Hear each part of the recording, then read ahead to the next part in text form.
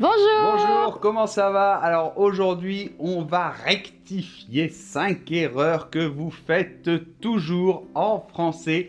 Et d'ailleurs, même les Français commettent ces erreurs. Donc ça va être même une vidéo utile pour les Français.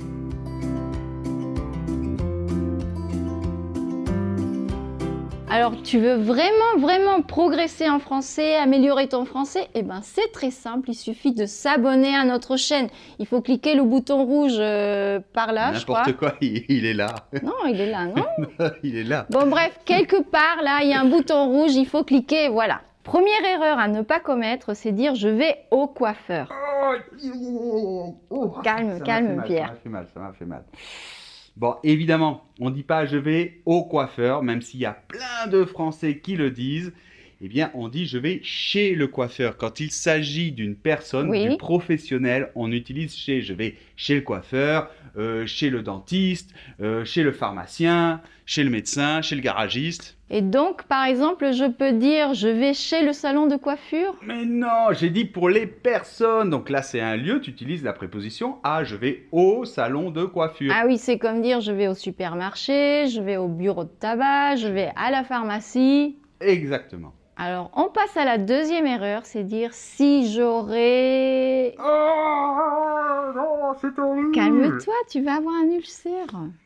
Évidemment qu'on ne peut pas dire si j'aurais ou si je voyagerais ou... Non, après le si, on met un imparfait ou un plus que parfait ou même un présent des fois. Enfin bref, c'est si j'avais, si je voyageais, si j'écrivais... On va avoir des exemples. Alors par exemple, si tu étais malin, tu t'abonnerais à notre chaîne YouTube. Comme ça, tu ne raterais aucune de nos vidéos. Oui, donc tu dis tu t'abonnerais, tu aurais pu parler avec tes voisins.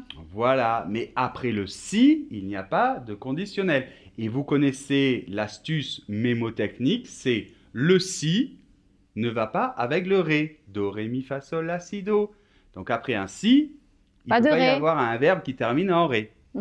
Troisième erreur, c'est écrire le mot malgré avec un S à la fin. Oui, alors je sais, vous voulez mettre ce petit S à la fin du mot malgré. Mais il ne faut pas! Calme-toi, Pierre. Et donc, n'oubliez pas de S à malgré. Yes! Et parmi ceux qui mettent un S à malgré, il y en a plein qui mettent aussi un petit S à parmi.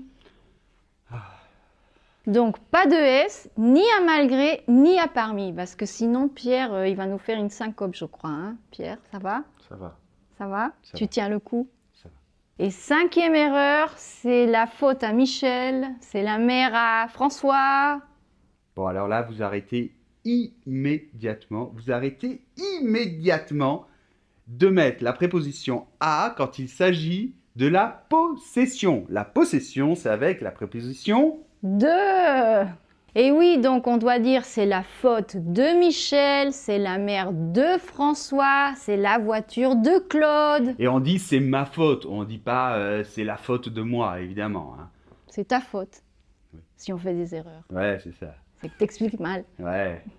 Mais il n'y avait pas une chanson où il disait c'est la mère à je sais pas qui, non? C'est la mère à Titi, c'est tout petit, chez la mère à Titi, c'est un peu l'Italie, c'est le bonheur, Allez, c'est la vie. vas-y, là tu vois, il a dit c'est la mère à Titi. Mais oui, mais justement, c'est toute la finesse de ce titre, c'est que Renaud, il écrit très bien, et justement, c'est la mère à Titi pour montrer le caractère populaire de la famille qu'il décrit. Et justement, en général, dans les familles plus populaires, ils ont tendance à faire cette faute et de dire c'est la mère à Titi au lieu de c'est la mère de Titi. Voilà, en tout cas, c'est pas la faute à Pierre si vous faites encore des fautes de français. Je rigole, ce n'est pas la faute de Pierre. Parce qu'avec français, avec Pierre, c'est très facile de ne plus faire de fautes. Absolument, vous vous abonnez à la chaîne, vous nous suivez dans les réseaux sociaux et vous allez vous guérir petit à petit. C'est pas grave. Voilà, C'est juste faites-le pour Pierre. Une petite maladie. Mais on se guérit. Et je vous rappelle qu'il y a 2 cours complètement gratuits, un pour débutants, un pour niveau intermédiaire, donc il n'y a plus d'excuses. Les liens vont apparaître sur la vidéo et je vous les laisse aussi dans la description. Je vous laisse aussi le lien pour aller sur le blog, retrouver l'article, l'exercice, etc. Voilà, et on vous embrasse. Au revoir. Au revoir.